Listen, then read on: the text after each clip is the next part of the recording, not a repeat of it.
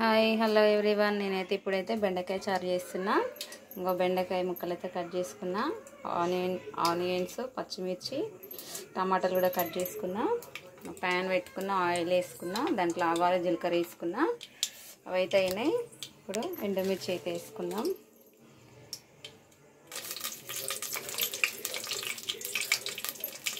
చాలా బాగుంటుంది. నా చిన్నప్పుడు అయితే మా అమ్మ అయితే బాగా చేస్తుండేది. పాతకాలం వంట కదా, ఒకసారి మీరు కూడా ట్రై చేయండి.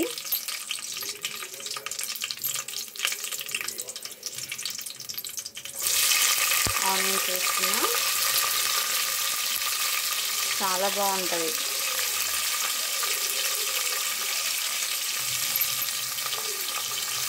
ఆనియన్స్ అయితే ఎక్కువైతే మగ్గొద్దు, లైట్గా మగ్గాలి. బెండకాయ ముక్కలు కూడా వేసుకున్నాను దాంట్లోనే.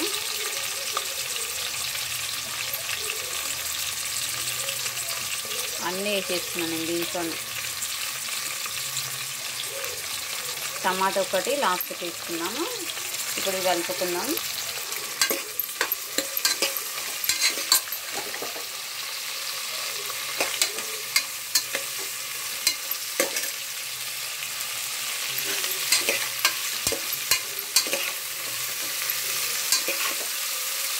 ఇది కొంచెం మగ్గాలి. సాల్ట్ వేసుకున్నాం దీంట్లో.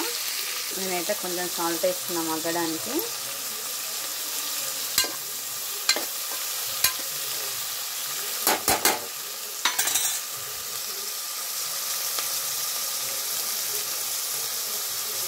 ఇప్పుడు దీంట్లోనే పసుపు వేసుకున్నాము.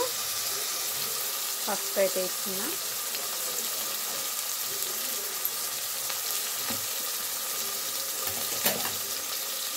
కలుపుకున్నాం.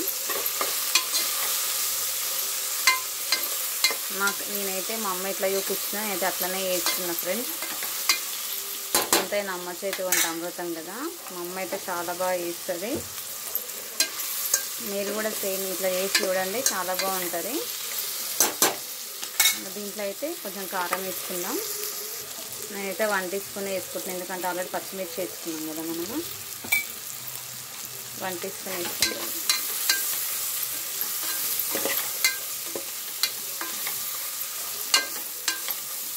ఇవి 2 మినిట్స్ అయితే మగ్గాలి. 2 మినిట్స్ మగ్గనిద్దాం. తర్వాత దీంట్లో అయితే అల్లం వెల్లిగడ్డ పేస్ట్ వేసుకుందాం.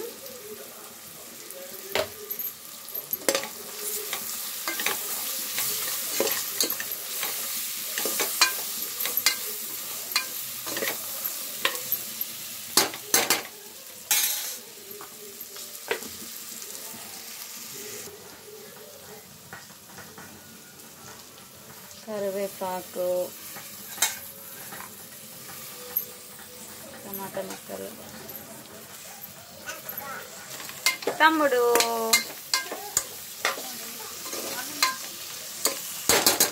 టమాటా అయితే అంత మగ్గాల్సిన అవసరం లేదు.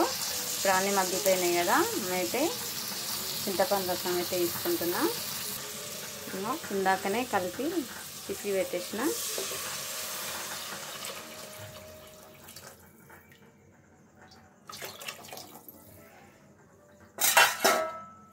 కొంచెం హైలో పెట్టుకుందాము. ఇది మసులుతున్నప్పుడు మెయిన్ ఏంటి తెలుసా ఫ్రెండ్స్, దీంట్లో అయితే నేనైతే శనగపిండి వేస్తా. బెండకాయ చారుకి మెయిన్ టిప్ అయితే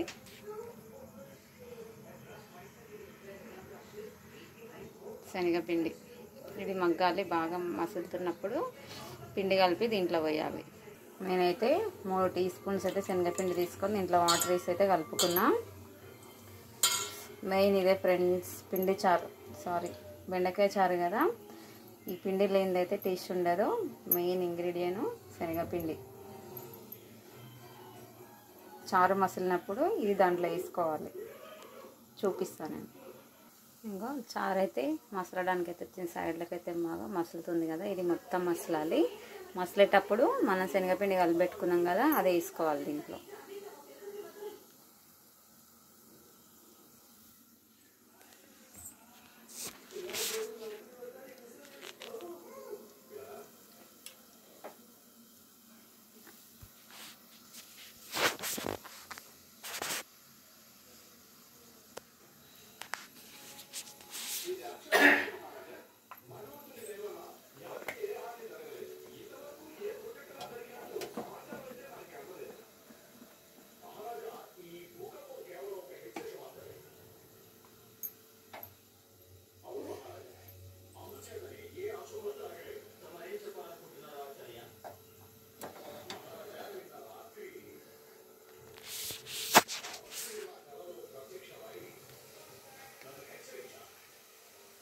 చూడండి మగ్గుతుంది కదా.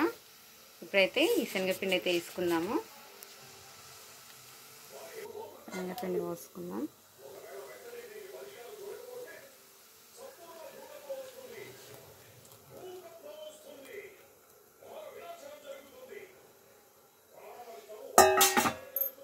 దీంట్లో కొన్ని అయితే వాటర్ వేసుకుందాం.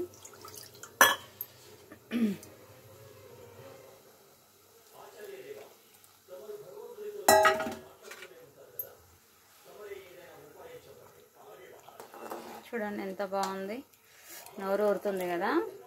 బెండకాయ చారుతో అయితే కడుపు నిండా తినొచ్చు ఫ్రెండ్స్, చాలా బాగుంటుంది ఇది.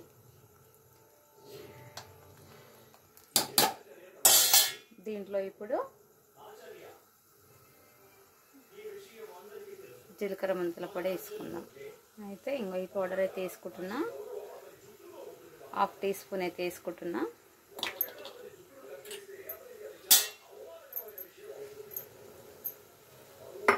మగ్గుతుంది చూడండి, చారు అయితే మగ్గుతుంది చూడండి ఫ్రెండ్స్. ఇంకో దీంట్లో అయితే బెల్లం కూడా వేసుకోవచ్చు, చాలా బాగుంటుంది బెల్లం వేసుకుంటే టేస్ట్. ఎందుకంటే పులుపు ఎక్కువ ఉంటుంది అనుకో, పులుపు అనేది విరిగిపోతుంది అనమాట, అంత పులుపు అనేది ఉండదు. బెల్లం వేసుకుంటే టేస్ట్ కూడా బాగుంటుంది. చూడండి ఇంకొక 2 మినిట్స్ మగ్గనిద్దాం. 2 మినిట్స్ మగ్గితే బెండకాయ చారు అయితే రెడీ అయిపోతుంది. చూడండి ఎంత బాగుందో, కలర్ఫుల్గా ఉంది కదా బెండకాయ చారు. కొంచెం సాల్ట్ అయితే వేసుకుందాము, నేను ఇందాక కొంచెమే వేసుకున్నాం కదా, అయితే వేసుకుందాం.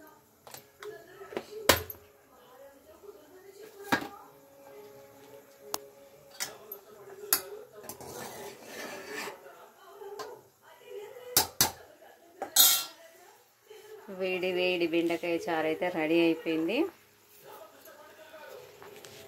నా వీడియోకి అయితే నచ్చితే లైక్ కొట్టండి ఫ్రెండ్స్. మీరు కొట్టే ఒక లైక్ నా వీడియో అనేది వేరే వాళ్ళకైతే రీచ్ అవుతుంది.